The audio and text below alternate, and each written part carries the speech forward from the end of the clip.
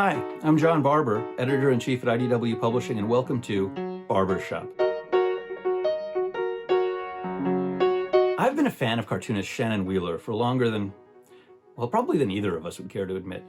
It was his Too Much Coffee Man series that originally caught my attention. And what grabbed me was that, well, it was that name, Too Much Coffee Man.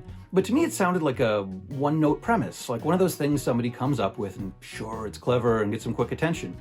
But usually there isn't much depth in a concept that sounds like that, which is fine, but isn't usually my cup of tea. Well, it turns out that wasn't the case with Too Much Coffee Man at all. It only took reading a story or two before I realized Shannon was taking this outlandish character and infusing real depth into the coffee cup-headed guy, while still being really, really funny.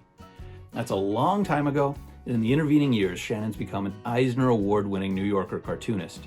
He's moved on, and for a little while now, he's hit a sweet spot with political satire, like the Stuff My President Says book he did with us, where he humorously and satirically illustrated tweets from early in Trump's presidency. Well, he's taking that satire to a whole new level with his just-released adaptation of The Mueller Report. Shannon's teamed with veteran journalist Steve Duin to transform the report into a graphic novel. The Mueller Report, the actual report, is going to go down in history as a key document of our times. So many subsequent events have tied into it. The Mueller Report is like a Rosetta Stone for the past, 100 years? 200 years? What's that? It's been 17 months since the report came out? Yeah, right. However long it's been, the Mueller Report, the actual report, is integral to deciphering what's going on in the world.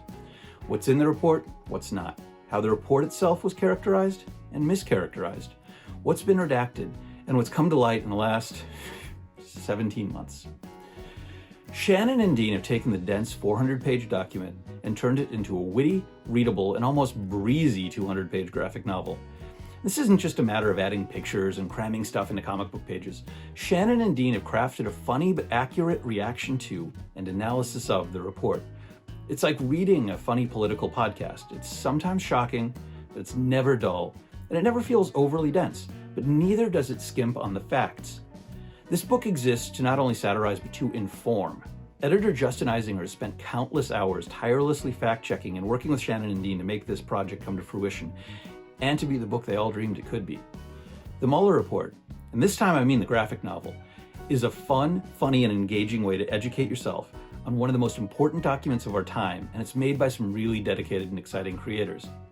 And I said Too Much Coffee Man was an outlandish character. Wait till you get a load of the people in this story. And even if you've had enough of everything, if even thinking about this stuff makes you angry, well, I think you might find the Mueller Report graphic novel hard to put down. Though I'm also pretty sure, whichever direction you're coming at it from, it'll make you angry somehow. So check our web store or your local comic shop or bookseller and grab a copy of the Mueller Report graphic novel by Shannon Wheeler and Steve Duin. And as always, let's use this time to connect and keep the IDW community active. If you have any questions, put them in the comments below and I'll answer what I can.